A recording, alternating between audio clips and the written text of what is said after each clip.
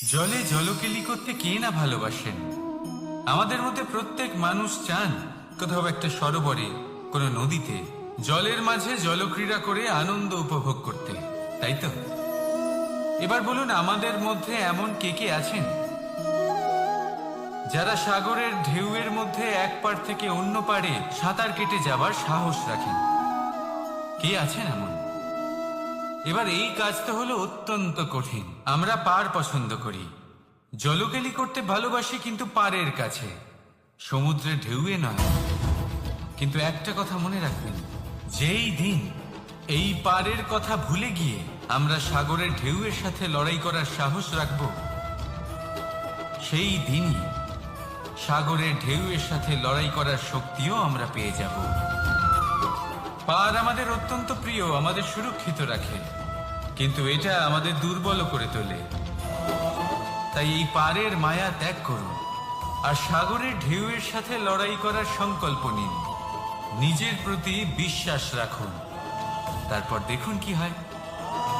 সফলতার শিখরে আপনার এই জীবন পৌঁছবে আর ভালোবেসে বলবে, রাধা রাধা। মানুষ যখনই নিজের জীবনে নতুন কিছু করতে যায় তখন ভয়ভীত হয়ে থাকে। ভাবে, যদি আমি অসফল হই তাহলে কি হবে, কে কি ভাববে, কেউ আমাকে দেখে হাসবে কিনা। যদি আমি আমার মতামত দিই তাহলে বলবো, এইসব পরীক্ষার সম্মুখীন হতে কখনো ভয় পাবেন না। কারণ যাই হোক না কেন, পরিণাম দুটোই হতে পারে। একটা হয় আপনি জিতে যাবেন, দ্বিতীয় পরিণাম আপনি হেরে যাবেন। খুব সোজা। যদি জিততে পারেন আপনি সবাইকে নেতৃত্ব দিতে পারবেন, কিন্তু যদি আপনি হেরে যান তাহলে আপনার কাছে সেই অভিজ্ঞতা থাকবে যা দিয়ে আপনি আগামী প্রজন্মের পথপ্রদর্শক হবেন। এবার ভাবুন, এই অভিজ্ঞতা দ্বারা আপনি কাউকে সাহায্য করছেন, যা দিয়ে সে নিজের স্বপ্ন পূরণ করতে পারবে। খুব পুণ্যের বিষয় এটা। একটা সহজ কথা জেনে রাখুন, জয় হোক বা পরাজয়, দুটো একই দিকে নিয়ে যায়, আর সেটা হলো জয়ের দিকে। শুধু নিজের দৃষ্টিভঙ্গি শুভ করে তুলুন আর নিজের পরীক্ষাগুলিকে সীমিত করে তুলবেন না। নিজের এই সীমাগুলিকে আহ্বান জানান। নিজের ব্যক্তিত্বকে বিশাল করে তুলুন, শক্তিশালী করে তুলুন। আর আমার সাথে ভালোবেসে বলুন, রাধা রাধা। এই সম্পর্ক হলো গুরু এবং শিষ্যের। গুরু হলেন ধনুকের সেই প্রত্যঞ্চার মতো, যিনি নিজেকে পেছনে রেখে শিষ্যকে তার গন্তব্যের দিকে এগিয়ে দেন, তাকে নিজের লক্ষ্য ভেদ করতে দেন, আর সর্বদাই কঠোর হয়ে থাকেন যাতে শিষ্য কখনোই নিজের লক্ষ্যচ্যুত না হয়। ধন্য হলেন এমন গুরু যারা শিষ্যকে নিজের গন্তব্যে পৌঁছেও দেন এবং তার সব কৃতিত্ব তাকেই দেন, নিজের শিষ্যকে, নিজের বাণকে। তাহলে আপনারা চিরকাল এরকম গুরুকে মনে রাখবেন, সর্বদা তাদের সম্মান করবেন, সর্বদা তাদের ভালোবাসবেন, কখনো জীবনে পিছিয়ে পড়বেন না আপনি। আসুন আমার সাথে ভালোবেসে বলুন, রাধা রাধা। আপনি কখনো আতর মেখেছেন? একটা শ্রেষ্ঠ আতরের গুণ হলো ওকে মাখার পরে অনেক দিন পর্যন্ত তার সুবাস থেকে যায়। তারপরে আপনি বস্ত্র বদল করুন বা রেখে দিন, তার সুবাস থেকেই যায়। এবার ধরে নিন এই আতর হলো আপনার কর্ম, আর আপনার শরীর, আপনার বস্ত্র হলো আপনার জিহ্বা। যত শ্রেষ্ঠ আপনার কর্ম হবে তত বেশি এই সংসার আপনাকে জানবে। আপনার কর্ম যদি সর্বশ্রেষ্ঠ হয় তাহলে সারা জীবন মনে রাখবে, আর জীবনের পরেও আপনাকে ভুলবে না। এই কর্ম ধর্ম ভেবে পালন করবেন, কারণ এই চিন্তা ভাবনাই সত্য হয়ে সামনে আসে। সেই জন্য ভাবনাকে পুষ্ট করুন, যুক্তিবোধ শ্রেষ্ঠ করে তুলুন। সবকিছু নিজে থেকেই হয়ে যাবে, পথ আপনা থেকেই সামনে চলে আসবে, কর্ম নিজে থেকেই হতে থাকবে। শুধু কর্ম ধর্ম মনে করে পালন করতে থাকুন, আর আমার সাথে ভালোবেসে বলুন, রাধা রাধা। এই জীবন, এই জীবন দেখতে গেলে কিন্তু খুবই কঠিন। এই জীবন কি করি হে নারায়ণ, এটাকে একটু সহজ কি করে করে তোলা যায়, এই প্রশ্নই তো আসছে মনে। এর উত্তর স্বয়ং সেই মানুষের মধ্যেই লুকিয়ে, তার সিদ্ধান্তে, তার নির্বাচনের মধ্যে লুকিয়ে। এবার জীবনের যে কঠিন সময়গুলো থাকে সেগুলো সেই প্রসঙ্গের মতোই হয়। যেমন ধরুন, আপনি হাঁটছেন হাঁটছেন আর হঠাৎ করে পায়ে কাঁটা ফুটে গেল। এবার আপনি কি করবেন? এমনও ব্যক্তি আছেন যারা সেই কষ্টের কারণে, সেই কষ্ট পাওয়ার ভয় পিছিয়ে আসেন। এমনও কিছু ব্যক্তি থাকেন যারা সেই আঘাতে নিরাময় করার জন্য সময় নষ্ট করবেন, কতটা জানি না। এমনও কিছু ব্যক্তি থাকতে পারেন যিনি হয়তো সেই কাঁটাকে তুলে নিয়ে তার ব্যবহার গজালের মতো করবেন, তাকে দেওয়ালে পুঁতে একটা সুন্দর ছবি লাগাবেন, যাতে সেই দেওয়াল আরো সুন্দর দেখতে মনে হয়। এটাই জীবনের সাথেও হতে পারে। এবার দেখুন, জীবন হলো কঠিন নাকি অত্যন্ত কঠিন সেটা গুরুত্বপূর্ণ নয়, সেটাকে সরল করার জন্য আপনি কি করছেন সেটা গুরুত্বপূর্ণ। জেনে রাখুন, আমরা সবাই মরণশীল, আমাদের সবার মৃত্যু হবে, প্রত্যেককেই এক না একদিন অবশ্যই মরতে হবে। আর এই প্রসন্নতাই আপনি বলবেন রাধা রাধা। বৃষ্টির জল যখন মেঘের দ্বারা টিপ টিপ করে ঝরে পড়ে তখন কি ভালো লাগে, তাই না? শুধু যে এই আবহাওয়া ভালো করে তোলে তাই নয়, এই মাটিতে সমাহিত হয়ে একটা অত্যন্ত সুন্দর গন্ধ উৎপন্ন করে। এই লতা পাতা, এই বৃক্ষ এদের জীবন দান করে, এদের পুষ্ট করে তোলে, আর তার সাথে অনেক জীবের কল্যাণ করে। কিন্তু ভাবুন, যখন বজ্রপাত হয় তখন কি হয়? এই সমস্ত জলের ফোঁটা অনিয়ন্ত্রিত হয়ে যায়, একটা ভয়ানক বন্যার রূপ নিয়ে নেয়, যা শুধুমাত্র মহাবিনাশ করে। এর সারমর্ম কি? এর সারমর্ম হলো কর্ম করুন, কিন্তু তার নিয়ন্ত্রণ রেখে। যদি আপনি নিয়ন্ত্রণে না থাকেন তাহলে আপনিও আর আমার সাথে ভালোবেসে বলুন রাধা রাধা। কখনো ঘোড়া আর তার ঘোড়সওয়ারিকে দেখেছেন? ঘোড়ার ডান এবং বাম দিকে যেন একটা পর্দা লাগানো থাকে। তার কারণ কি? যাতে ঘোড়া অন্য কোনো দিকে দেখতে না পায়, শুধুমাত্র সামনে দেখে আর সেই দিকেই এগোতে থাকে। বলতে গেলে এটা খুব সাধারণ ব্যাপার, কিন্তু এর পেছনে খুব বড় এক বিজ্ঞান লুকিয়ে রয়েছে। আপনি যদি জীবনে নিজের লক্ষ্যে পৌঁছতে চান তাহলে আপনাকে এদিক ওদিক তাকানো বন্ধ করতে হবে, শুধু সামনে নিজের লক্ষ্যের দিকে তাকিয়ে থাকতে হবে। তখনই জীবনে সাফল্য লাভ করবেন। ঘোড়া তো শুধুমাত্র এক পশু, তার উপরে লাগাম পরাতে হয়, চোখের ডান এবং বাম দিকে পর্দা পরিয়ে দেওয়া হয়। আপনি হলেন মানুষ, আপনাকে লাগাম কে পরাবে? কেউ না, এটা আপনাকে নিজেকেই করতে হবে। মনের গভীরে প্রবেশ করুন আর আবেগগুলিকে লাগাম পরান, তাদের নিয়ন্ত্রণ করতে শিখুন। আর নিজের দৃষ্টি সামনে, শুধু নিজের লক্ষ্যের দিকে। মনে রাখবেন, যদি আপনার দৃষ্টি শুধুমাত্র নিজের লক্ষ্যে থাকে তাহলে লক্ষ্য ভেদ অবশ্যই করবেন। যদি একাগ্রতা এদিক ওদিক চলে যায় তাহলে লক্ষ্য হারিয়ে যাবে। রাধা রাধা। যথা রাজা তথা প্রজা, যথা বীজ তথা বৃক্ষ, যথা ভূমি তথা অঙ্কুর। কি সুন্দর শব্দ এগুলি! আর যতটাই সুন্দর ততটাই গভীর হলো তার অর্থ। যেমন রাজা হবেন, প্রজা তেমনই হবেন, যেমন ভূমি হবে, অঙ্কুরও তেমনই হবে। কখনো গভীরে গিয়ে এই কথার অর্থ বোঝার চেষ্টা করেছেন আপনি? রাজা এই শব্দের মূল হলো রজ। রজ কথার অর্থ হলো মাটি, অর্থাৎ রাজা হলেন তিনি যিনি মাটির সাথে যুক্ত।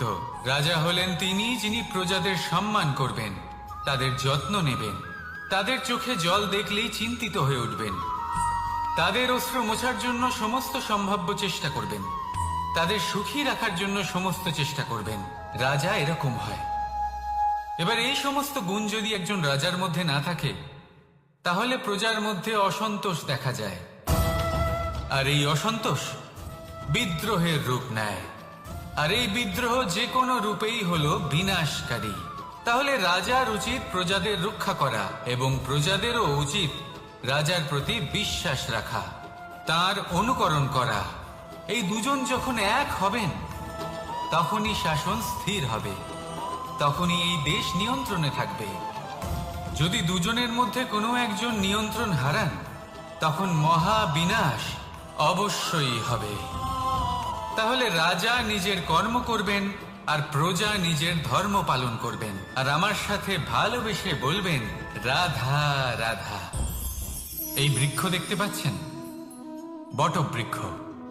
এই সংসারের সব থেকে বড় বৃক্ষের মধ্যে অন্যতম। কি না করে এই বৃক্ষ, অনেক বছর ধরে বেঁচে থাকে এই বৃক্ষ। এই বৃক্ষ সর্বদাই বাড়তে থাকে। কত পশু পাখিদের এই বৃক্ষ আশ্রয় প্রদান করে। পথ চলতি পথচারীদের এই বৃক্ষ ছায়া প্রদান করে, আশ্রয় প্রদান করে, বিশ্রাম করার জায়গা দেয়, শীতল ছায়া দেয়। বটবৃক্ষ সংসারের সব থেকে বড় বৃক্ষদের মধ্যে একটা বৃক্ষ। এই বৃক্ষের বীজ সর্ষে দানার থেকেও ছোট হয়, কিন্তু তা মাটির মধ্যে সমাহিত হয়ে যায়, নিজের খোলসকে ভেঙে প্রথমবার অঙ্কুরিত হয়, আর তারপরে আস্তে আস্তে আস্তে একটা ছোট্ট বীজ একটা বিশাল বটবৃক্ষে পরিণত হয়। জীবনে যদি সাফল্য পেতে চান তাহলে এইভাবেই এগোতে হবে। ছোট ছোট পদক্ষেপের দ্বারা এই পথ চলা শুরু করতে হবে। সেই জন্য ছোট কাজ করতে কখনো সংকোচ করবেন না, ছোট কাজ করতে কখনো লজ্জা পাবেন না। যদি এই ছোট ছোট কাজ পূর্ণ নিষ্ঠা দিয়ে, পূর্ণ মনোযোগ দিয়ে, সততার সাথে করতে পারেন তাহলে এই ছোট কাজের আকার বাড়তে থাকবে। তাই কাজগুলিকে কাজের মতোই দেখতে শুরু করুন। ছোট কাজ বা বড় কাজ এরকম ভাববেন না। তাহলে কর্ম করতে থাকুন। জীবনে আপনার অস্তিত্ব বটবৃক্ষের থেকেও বড় করে তুলুন। তাহলে আসুন আর আমার সাথে ভালোবেসে বলুন রাধা রাধা। ভগবান আর ভুল, এই দুই একই অক্ষর দিয়ে শুরু হয়। শুধু তাই নয়, এদের দুজনের রাশিও সমান। এবারে আপনারা বলবেন যে ভগবান, ভুল, এদের মধ্যে কিভাবে মিল থাকতে পারে? অনেক বড় মিল আছে। না শুধু এ এক অক্ষর দিয়ে শুরু হয়, বরং এদের বিজয় মন্ত্রটাও এক। ভগবানকে মানুন, তাকে বিশ্বাস করুন, তাকে স্বীকার করুন। এটা করলে মনের দৃষ্টি থেকে ভগবানকে দেখা যায়, আর উনি আপনাকে সমৃদ্ধ করে তোলেন। এবং নিজের দোষ মনে রাখবেন, আজীবন সুখী থাকবেন। রাধা রাধা। আমরা সব সময় চাই যে এই সংসার আমাদের জ্ঞানী বলবে, বুদ্ধিমান বলবে, বুঝদার বলবে, কিন্তু মূর্খ, মূর্খ যেন কেউ না বলে। মূর্খ শব্দটা আমরা কেউ শুনতে চাই না, দূরে পালাতে থাকি। কিন্তু একটা সত্যি সবার কাছে অজানা, যে মূর্খ হওয়া হলো বুদ্ধিমান হওয়ার দিকে সর্বপ্রথম পদক্ষেপ। আপনি যত খুশি দিগ্গজ জ্ঞানী মানুষদের সাথে আলাপ করুন, যত ইচ্ছে কথা বলুন, যতই জ্ঞানের কথা আলোচনা করুন, অভিজ্ঞতা মূর্খ হবার পরেই পাওয়া যায়, তাই নয় কি? মূর্খ হবার পরে আপনি এটা বুঝতে পারবেন যে কি করা উচিত নয়। জ্ঞানী ব্যক্তি আপনাকে এটা বলবেন যে কি করা উচিত। আর এই সংসারে কি করা উচিত তার থেকেও অনেক বড় জ্ঞান হলো কি করা উচিত নয়। সেই জন্য সব সময় মনে রাখবেন, আপনার করা কিছু ভুল, আপনাকে যদি কেউ মূর্খ বানিয়ে থাকে, ছল চাতুরি করে থাকে, তাহলে কোনো ব্যাপার নয়। এটা শেষ পর্যন্ত আপনাকে আরো বুদ্ধিমান করে তুলবে। এই মুহূর্তে ধন্যাত্মক থাকুন। এই সংসার আপনাকে অবশ্যই জ্ঞানী বলবে। রাধা রাধা। আপনি কি কখনো একজন মালিকে একটা বাগানের যত্ন নিতে দেখেছেন? যদি কখনো একটা গাছে উই ধরে যায়, মালি তখন শুধু সেই গাছের নয়, সমস্ত বাগানের চিকিৎসা করায়। আপনারা হয়তো বলবেন, এ কেমন মূর্খতা? যখন উই একটা গাছে লেগেছে, সমস্ত বাগানের চিকিৎসা কেন করাতে হবে?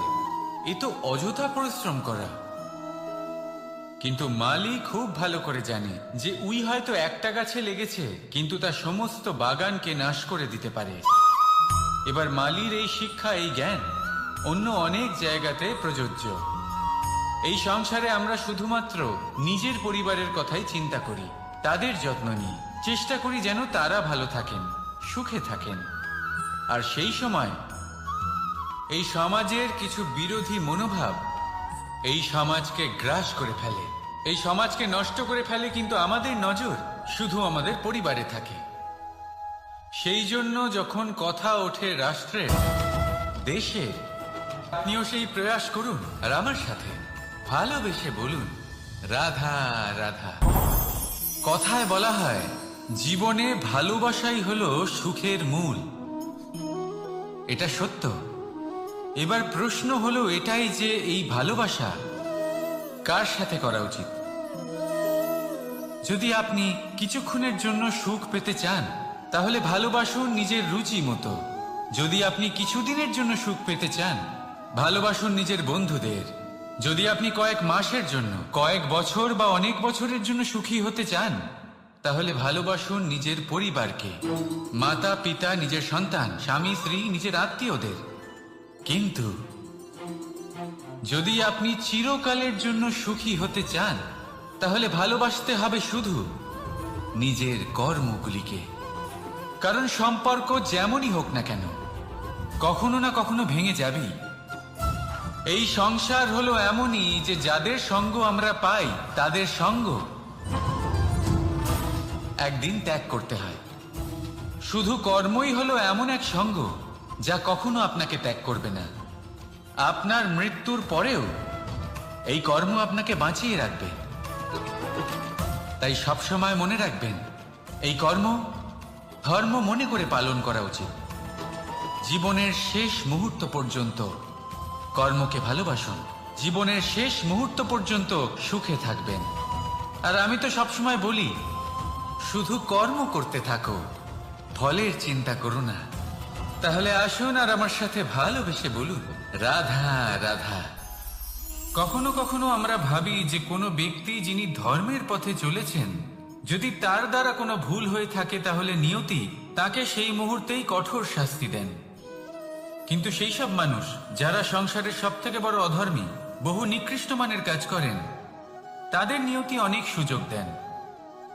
তাদের নিয়তি এরকম কঠোর প্রহার করেন না।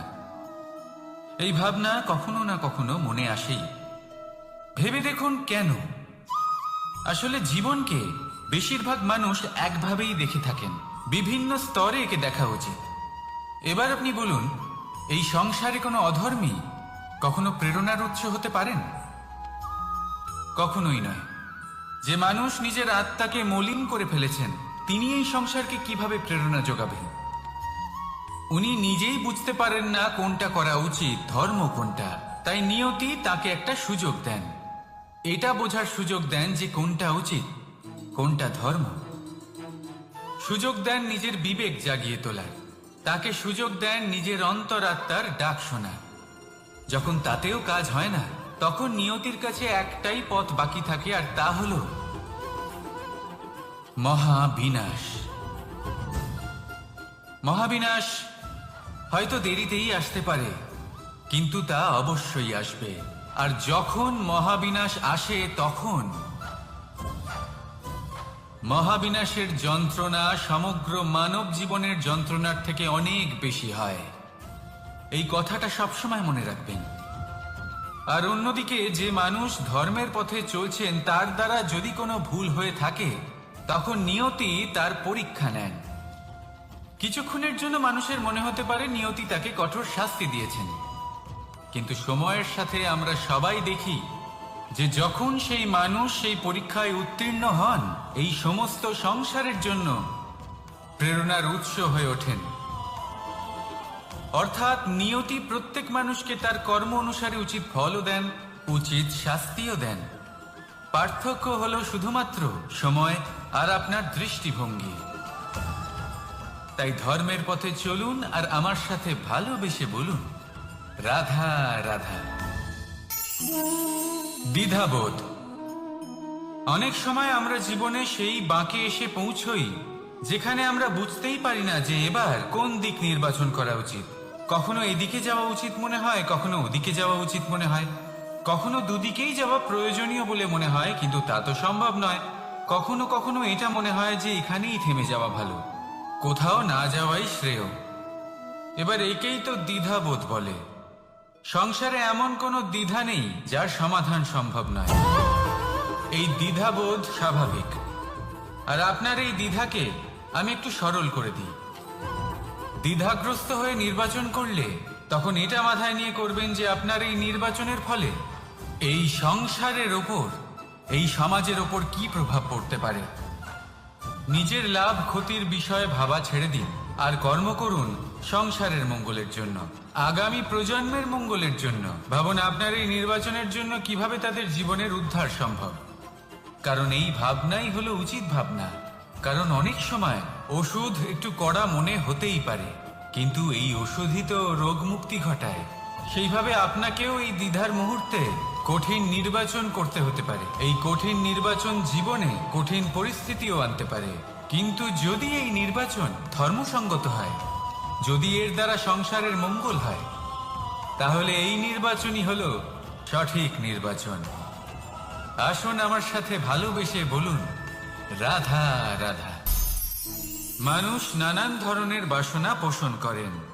তাদের নানান ইচ্ছে থাকে, অভিলাষা থাকে, নানান কামনা করতে থাকেন, স্বপ্ন দেখেন, প্রার্থনা করেন যেন তা সফল হয়, নিজের সম্পন্নতা কামনা করেন, আর শেষে নিরাশ হয়ে যান কারণ এসব কিছুই পান না।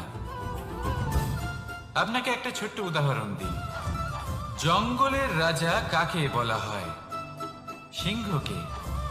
এবার যেহেতু সিংহ বনের রাজা, তাই হরিণ তো তার কাছে এসে এটা বলতে পারে না যে আপনি হলেন বনের রাজা, তাই আপনি আমাকে মেরে ফেলুন, আমাকে খেয়ে ফেলুন আর নিজের ক্ষুধা নিবারণ করুন। এমন তো হয় না।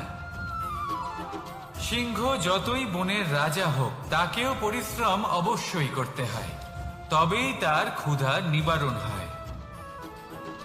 সেইভাবেই আপনার সমস্ত স্বপ্ন, আপনার সমস্ত ইচ্ছে, আপনার সমস্ত অভিলাষা, সমস্ত আকাঙ্ক্ষা পূরণ হবেই, অবশ্যই হবে, পরিশ্রমের দ্বারা। শুধু ভাবলেই হবে না। তাহলে আপনিও জীবনে পরিশ্রম করুন, নিজের সমস্ত স্বপ্ন পূরণ করুন, আর আমার সাথে ভালোবেসে বলুন, রাধা রাধা। আপনি কি কখনো কোনো উঁচু পর্বতের শিখরে পৌঁছতে পেরেছেন? যদি পৌঁছে থাকেন বা যদি আপনি কোনো উঁচু পর্বতের শিখরে যান, তাহলে ভালো করে দেখবেন, আপনি যত উঁচুতে অগ্রসর হতে থাকবেন, আস্তে আস্তে সমস্ত বনস্পতি বিলুপ্ত হতে থাকে। তারপরে সমস্ত গাছপালা, পশু পাখি সব বিলুপ্ত হতে থাকে। শেষ পর্যন্ত সেই শিখরে থেকে যায় শুধুমাত্র শান্তি, নীরবতা। আমাদের মানুষের সাথেও এটাই হয়। মানুষ যখন আত্মবিকাশের পথে অগ্রসর হতে থাকে এবং নিজের জীবনের শিখরে পৌঁছতে চায়, তখন তার একা থাকা অত্যন্ত প্রয়োজনীয় হয়। আর তাকে তখন ত্যাগ করতে হয় নিজের সুখ স্বাচ্ছন্দ্য, নিজের সম্পত্তি, নিজের সমৃদ্ধি, নিজের সৌন্দর্য। দেখুন, জীবনের শিখরে পৌঁছনো একেবারেই সহজ কাজ নয়।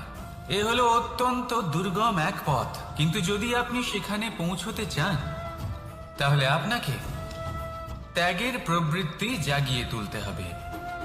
ত্যাগ কি সেটা জানতে হবে, কারণ ত্যাগের ফলেই মনে শান্তি আসে, আর সেই শান্তির ফলে মনে উৎপন্ন হয় প্রেম। আর এই প্রেমই হলো জীবনের অন্তিম লক্ষ্য। তাহলে আসুন আমার সাথে ভালোবেসে বলুন, রাধা রাধা। অধিকার, এটা না কোনো সাধারণ শব্দ, না কোনো ব্যবসা, নিজেই একটা অদ্ভুত ব্যাপার এই অধিকার। স্বয়ং ঈশ্বর মানুষকে জীবন বাঁচার অধিকার দিয়েছেন। কিন্তু যখন কোনো নারীর অধিকারের প্রশ্ন আসে, তখন সেই অধিকারের সাথে কর্তব্য জুড়ে যায়। এবার নারীর অনেক অধিকারের মধ্যে একটা অধিকার হলো নিজের স্বামী নির্বাচন করা। নির্বাচন করা কে হবে তার অর্ধাঙ্গ, এমন একজন ব্যক্তি নির্বাচন করা যিনি নিজের সাথে সমস্ত স্বপ্ন পূর্ণ হবে আর মন প্রসন্ন হয়ে বলবে, রাধা রাধা। কর্ম, কর্ম সর্বদাই শান্ত মনে করুন। ভিতের সেই ইটের মতো করুন যে শান্তভাবে 7 হাত গভীরে অবস্থান করে। সবার চোখ যায় শিখরের সেই পতাকার দিকে, কিন্তু শিখরে থাকা সেই পতাকা প্রতীক হলো ভিতের মধ্যে থাকা সেই ইটের শক্তির, যে শান্ত মনে নিজের কাজ করে গেছে। তাই এইভাবেই নিজের কর্ম করুন শান্ত মনে, সন্তোষ ভাব নিয়ে। কলরব যা করার তা আপনার সাফল্যকে করতে দিন, কারণ যখন সাফল্যের এই জয় জয়কার চারিদিকে ছড়িয়ে পড়ে, তখন কর্মের এই মৌনতা আরো শক্তিশালী হয়ে ওঠে। তাহলে আসুন আমার সাথে ভালোবেসে বলুন, রাধা রাধা। পরীক্ষা এমন একটা শব্দ যেটা শুনে সংসারের বেশিরভাগ মানুষই ভয়ভীত হয়ে পড়েন। কারণটা কি? অসফলতার ভয়। পরীক্ষা এই শব্দের যদি আমি অন্য দিকটা দেখাই, তার তাৎপর্য এই নয় যে আপনার দুর্বলতা সবার সামনে তুলে ধরবে। এটা তো হলো সেই যুক্তি যা আপনার বল, সাহস, শক্তিগুলি সবার সম্মুখে তুলে ধরবে। আগে হ্যাঁ, এটাই হলো সেই যুক্তি। ভালোবেসে বলুন, রাধা রাধা।